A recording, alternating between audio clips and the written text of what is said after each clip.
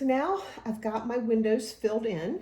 I put the glue on the back and glued them down, and then I press them to make sure that they're in there securely. So now it's time to edge stitch around the edges of my Dresden blades, to edge stitch around the windows. Initially, I thought that I would be able to use my edge stitch foot, which has this guide on it, and I thought, oh, I can click my needle over a couple of clicks and make it really nice. But the way that this particular edge stitch foot is constructed made it very difficult for me to see when I need to pivot.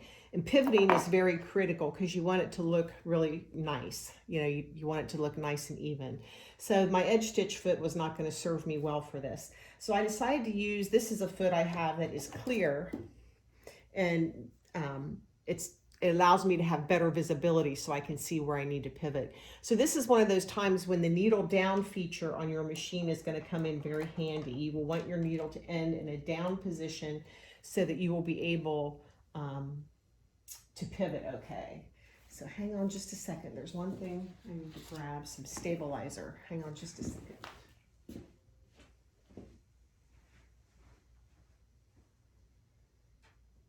This is real TV, folks. Okay, so one thing that I found to be helpful too when I was working on the sample for this is to put a little bit of tearaway stabilizer underneath your Dresden blade. And I just found, you've got 1, 2, 3 layers of fabric plus glue in here. And I just want it to be really stable when my needle goes through. And so I'm going to show you how this works. So I've got some tearaway stabilizer. This is just the really lightweight tearaway. You can see it tears really easy. And I'm going to stick this underneath my Dresden blade. And so when I go around these edges, it's just going to give me, I think, a little nicer finish. It's not a requirement, but it's just something that you can do to make it come out a little bit nicer.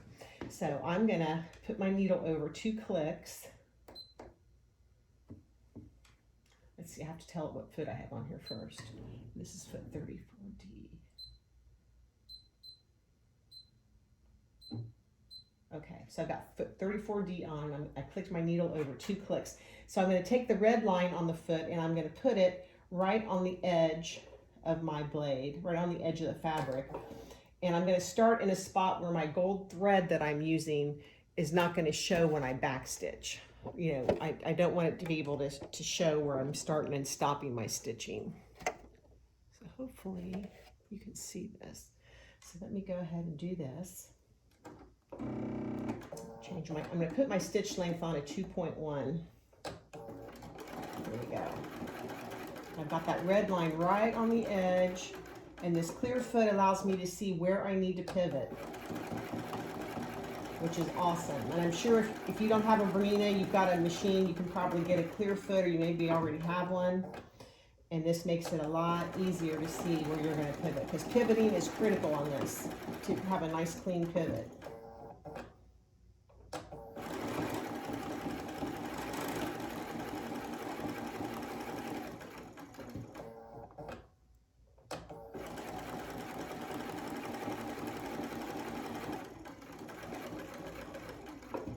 And I'll hold this up closely when I finish. Let me clip this thread tape off.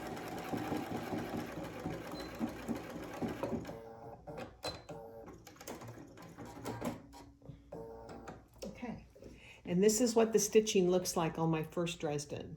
Okay, so it's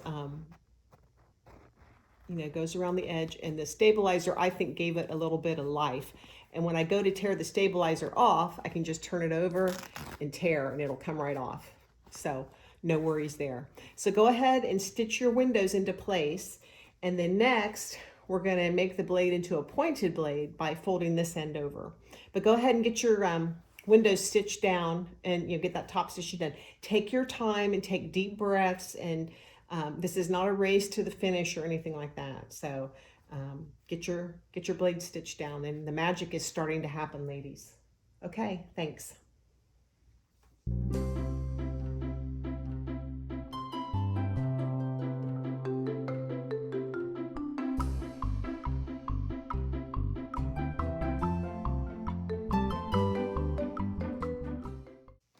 All right, now it's time to make the point on the blade. And so we've got our blades here and the windows are filled in and top stitched around the edges and everything, and that all went fine. And I hope it did for you too. So here's what it's going to look like after we make the point on the end of the blade. And I think that is just so pretty, and it's really starting to take shape. It really gives you an idea of how your project is possibly going to look, you know, when you're done. So here is one that's already been finished, but let me show you how to create this look. You need to take your blade and you need to fold it right sides together and match up the corners just like this. And using your 1/4 inch foot, and I've got my stitch length on 2.10, and I left that gold thread on there that I top stitched in earlier. And you go down and you just sew 1/4 inch along the top of the blade, all the way down to the fold. You give it a little back stitch at the end.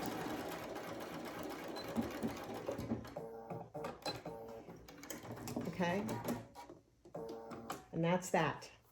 And you want to go ahead and just barely cut the corner off this fold at the end, just barely, to reduce the bulk, because we want it to have a nice sharp point on the end like this. Okay, so the next thing you need to do is go over to the iron, and I'm going to just go over there really quick, and I want to press this seam open before I turn it right side out. I'm going to take my little point turner with me, and I'm going to lay my blade down on the ironing board, and I'm going to kind of pull it apart with my fingers, make sure we get that seam nice and flat. And I'm going to take my iron, and I'm not going to press anything else, I'm just pressing the seam. I'm going to press that seam up open as far as I can. And then I'm going to take my little seam pointer and I'm going to poke it in here just like this to get a really nice crisp point on my blade. And then I'm going to take it back to the ironing board, and this time I'm going to press it face up because I want to make sure that this is even, the same amount on each side of the blade. We want to make sure that we're getting the same amount over here as we are over here. So I'm going to lay it down right here and kind of eyeball it, and that looks pretty good to me. So I'm going to give it a press. Just make it look really crisp and nice. Okay.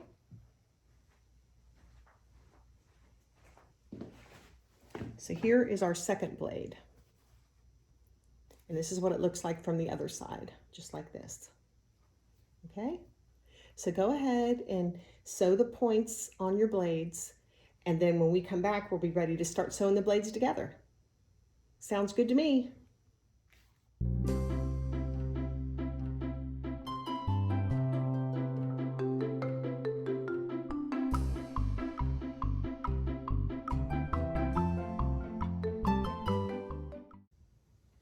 Okay, now it's time to start sewing our Dresden blades together.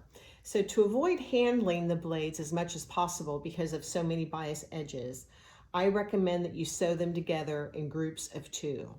So I've taken 2 and I've pinned them together as such, and just put a few pins in them. You want to make sure these top edges match up very good.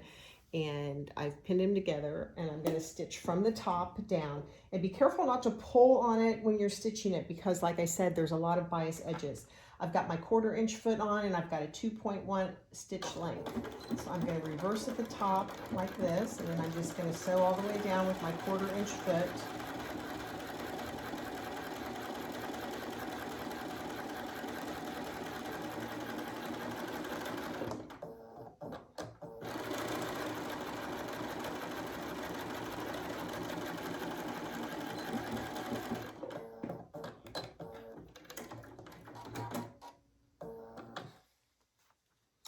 Take out my pins.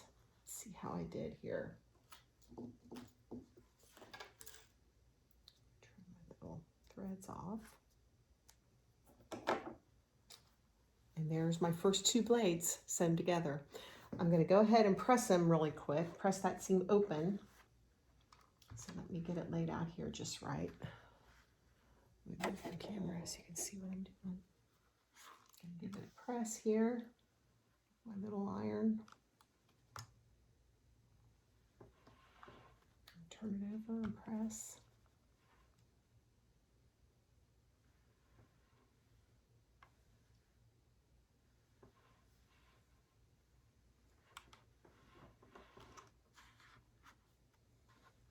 And so here's what it looks like. Now I've kind of worked ahead a little bit and I sewed 2 groups of 2 together. So now I have a group of 4. And this does help us to avoid handling the Dresdens so much. So go ahead and start sewing your Dresdens together. Don't worry about what happens down here at the bottom because we're going to applique a circle on there or some kind of the design of your choice on there when we get toward the end. So go ahead and sew your Dresdens together, and when you come back, I might have mine sewn into a full circle and then we'll be ready for the next step, okay? But just take your time, put some pins in, press the seams open 2 at a time. You don't want to go to the ironing board with a whole row of 12 Dresdens and have to press every one of those. Press them together as you sew them, and that'll make it a lot easier. And it's easier on your fabric too because you're not handling it so much.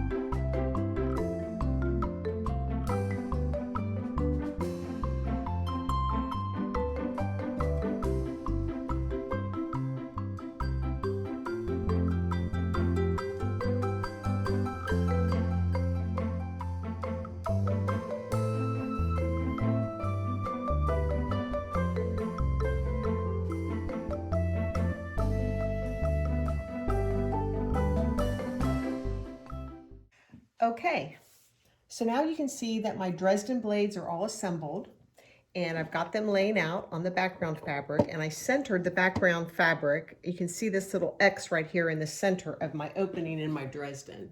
So I've got it centered on there. So the next step is to secure it to the background fabric and then to do an edge stitch all the way around. Now, this is kind of a contemporary look, so I'm not going to be using like a blanket stitch or anything like that. I'm probably just going to use the same edge stitch that I used when I stitched the windows to the Dresden blades. But the key at this point is to just do a whole lot of pinning to hold this down. So I'm going to just go around and pin everywhere I can so that when I start sewing, it's not going to shift around on me because we don't want that to happen.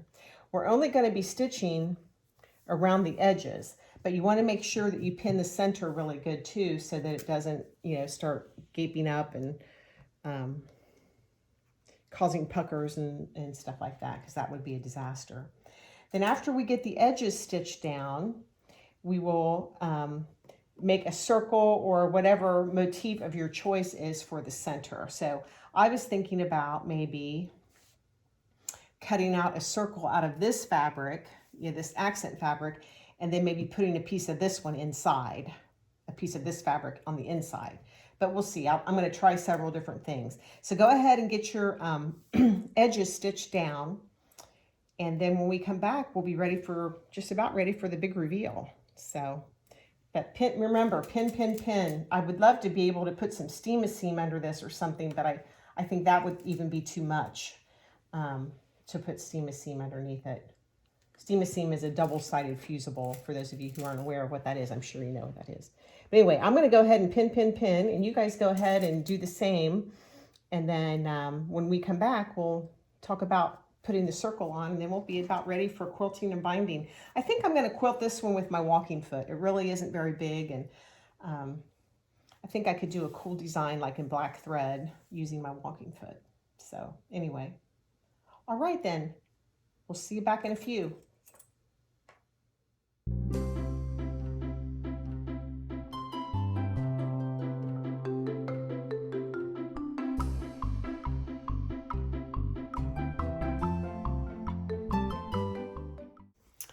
All right, I've got my Dresden all pinned down, and I pinned around the center, and I pinned around the edges. I pinned every blade. So I think I'm ready to start doing my edge stitching. So I just wanted to kind of show you so you could get started, so just so you can kind of see what it's going to be like. I'm going to move my needle 2 clicks to the left, and see, I have to tell it what foot's on here because I changed my foot. I went back to that clear foot that I had because I think it does give me a better view of what I'm doing. So I've got my needle 2 clicks to the left, and I'm going to line up my edge right on the center marking on this clear plastic foot. Okay, so that's how it's going to roll. So let me get started here. I've got my stitch length. I might just lengthen that a little bit, 2.25. And I'm going to go ahead and I'm going to start stitching. Take that pin out. Got my needle down function on. You want to have your needle down. This is one of those times when it's a wonderful thing to have needle down. Okay, now I'm going to pivot. So I'm going to turn the whole thing and hope I don't get stuck with pins. And I'm going to put my foot down again and start. Pull this pin out of the way. Now I put my pins in parallel with the edge of the fabric. And I don't know why I did that. In my mind, it just helped me feel like I could cover more real estate with a pin going this direction than going this direction. But, you know, do whatever you're comfortable with. So I'm going to go down here, and I'm going to pivot again. Stitch, stitch, stitch. Pull this pin out. So this is basically how it's going down. I'm doing so far so good. And I'm going to pivot again. I need to raise my foot when I pivot, even though my foot goes up a little bit because there's so much bulk underneath the needle. So anyway, I just wanted to show you that's kind of how it's going to go with the stitching it down. So when we come back, we'll talk about appliquing the circle to the center.